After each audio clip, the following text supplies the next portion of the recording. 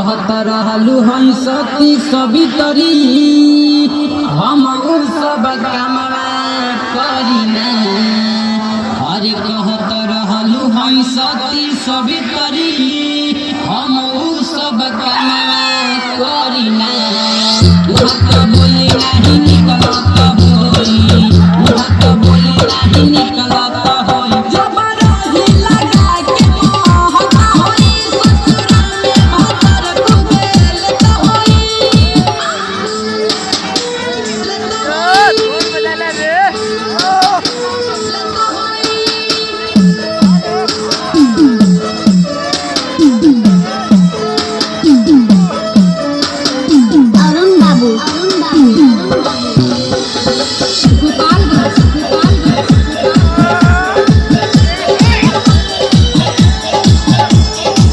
अरे फूल खाली बोलू हमके औरी कुछ होना दिहलू हो।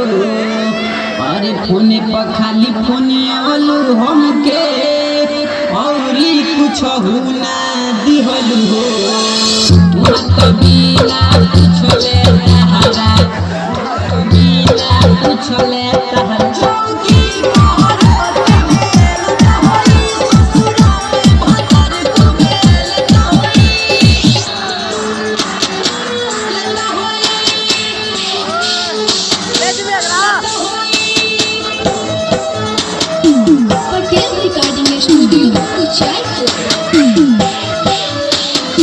अरुण बाबू गोपालगंज।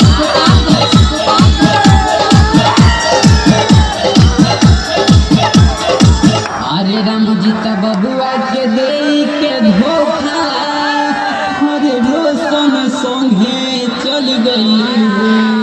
रामजी बबुआ के दे के धोखा रोशन संगे चल गई। यादों के गाछ कहे पड़ती उनके कला, यादों के गाछ कहे पड़ती